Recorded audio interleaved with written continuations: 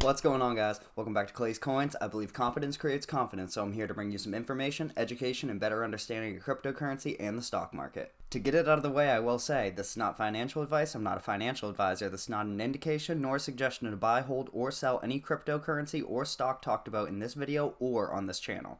Today we're going to be talking about the Malice in Wonderland. I don't know if someone else has taken that term, but I'm using it for sure. I figured that was a really cool, catchy title for this, and it has to do with Spell, Abracadabra, Wonderland.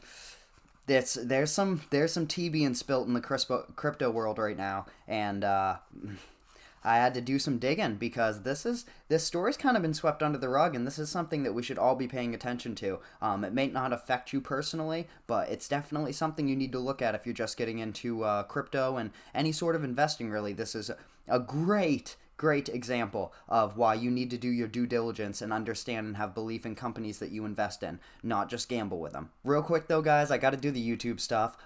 Go ahead and hit the like button, hit the subscribe, hit the bell notification if you haven't already. My goal is to hit 10,000 subscribers, 25,000 by the end of this year. I'm thinking I can get 10K by about June or July, so why don't you help me get that goal real quick? And I'll give you a minute to go ahead and hit that like button and subscribe right now.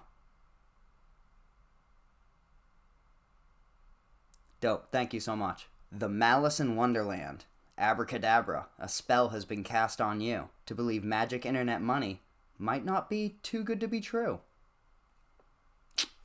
Now that I got that out of my system, we're going to be talking about a not so magical topic, fraud. I hate to be blunt, but this is what we're dealing with, unfortunately, today. Let me ask you guys a question.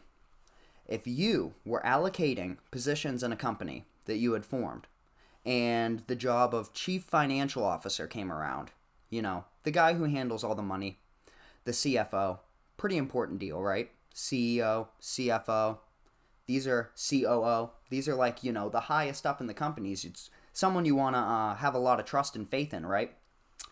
What kind of like background checks or work history or general qualities or moral values would you be looking for if you were trying to fill a position of, like, you know, of chief financial officer? Obviously you want them to be good with money, but you know, just being good with money doesn't mean much. If you were looking for that position to be filled, would the qualities you would be looking for include criminal activities, Ponzi schemes, identity theft, credit card fraud? If so, you just hired a CFO of Wonderland by the name of Michael Patryn. It gets better, don't worry.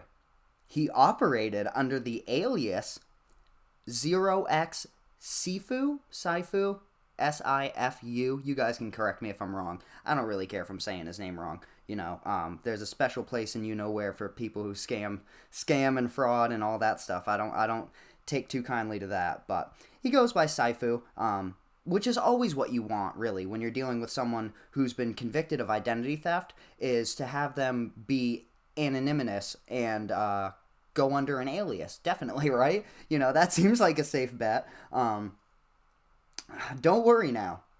He only went by the name Sifu because his real name was linked to the absolutely disgraced exchange QuadrigaCX.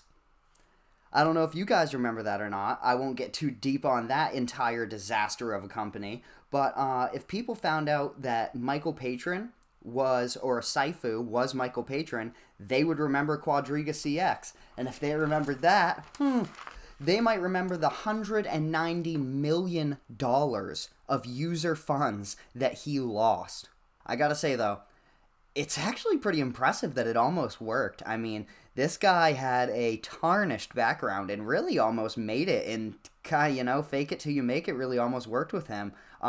One day prior to the self-reported revelation of who Michael Patryn was, or Sifu was, and that he was in fact Michael Patryn, who is tied to QuadrigaCX, generally when you have a project that you're working on, especially, you know, a decentralized finance project, and you have a chief financial officer, you have no idea what they've done with money and fraud and credit card theft and, you know, different things like that.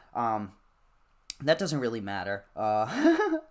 So I guess these people had no idea, you know, But one day prior to the self-reported revelation that Michael was secretly the back alley Bernie Madoff, chief developer and co-founder of Wonderland and Abracadabra, Daniel Sestigali, I'm not saying that right, there's no way I am, but, Sestigali, proposed a merger of Wonderland and Abracadabra. This may sound like some insider collusion, and that's because it is. I mean, pretty much.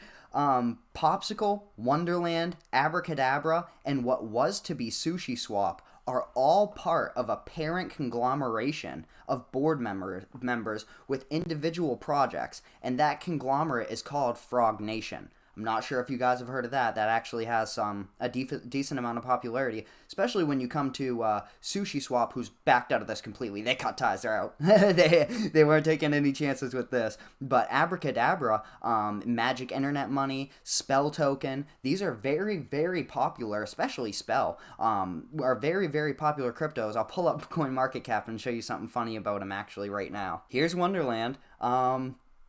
I don't know how they're positive right now, but one thing you'll definitely notice about all three of these, the only one that isn't is Spell, and that's because it's the most popular, it's the most widespread. I think there's been a lot more into Spell, a lot more research, and a lot more due diligence on a macro level than these other projects, but I could be wrong.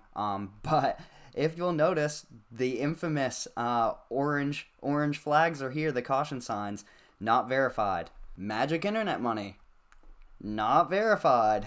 And here we are again, not verified. So, biased or not when it comes to CoinMarketCap being owned by Binance, they've done shady things in the past before. I'll put a link in the description for an entire video on CoinMarketCap doing some pretty sus stuff in the crypto community and showing some bias. But either way, they're like, even CoinMarketCap is like, we don't know about this.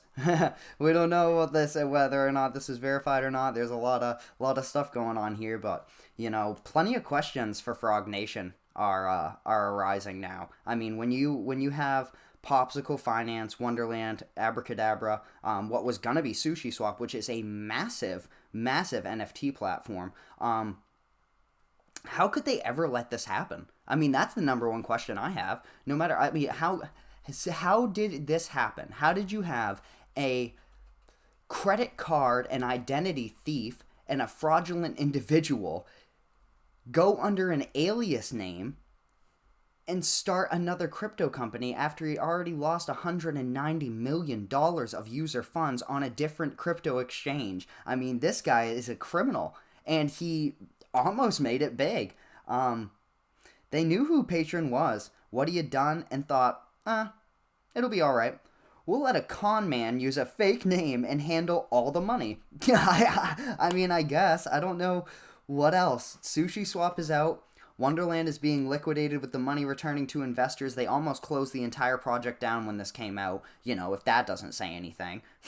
Nothing like cutting ties, right? And Abracadabra and Popsicle Finance are back to business as usual. Abracadabra has tried to, extinguish, where there's smoke, there's fire. And they're trying to waft out the smoke real quick of any sort of, partnership that they were going to have with Wonderland, even though there was an entire graphic made up about it. So, I mean, it was one day, it was 24 hours away from happening. So, this is a story I couldn't pass up on, and I had to share with you guys. So, obviously, fraud is a very serious topic. People taking other people's money and rug pull coins and, different scams like this are terrible. But when they're this ridiculous to this scale, and everyone's just like, oh, I had no idea.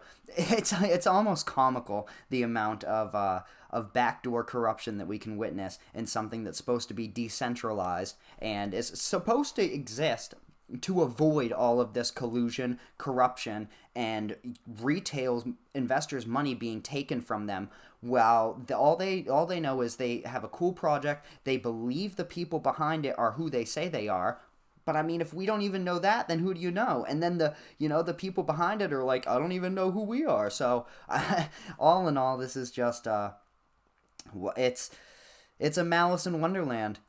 It's a magical time to be looking at looking at crypto rug pulls, I guess you could call it. But that's gonna wrap it up. And I wanted to share this story with you guys. I'll have another one coming out here about the GameStop partnership. So keep that in mind. Hit that bell notification, subscription button, like button, and comment below. If you have invested in Abracadabra or Magic Internet Money, Spell Token, Popsicle Finance, Wonderland, any of those, if you have, I personally have been in and out of Spell as it's a decent little money flip. That's one thing though, if you can make money, make money. But when you wake up and the entire company went to zero and you find out that, your company was run by Bernie Madoff essentially, except, the Dollar General version, don't be too surprised if you didn't do any research and you were just in it to get rich, because they were too.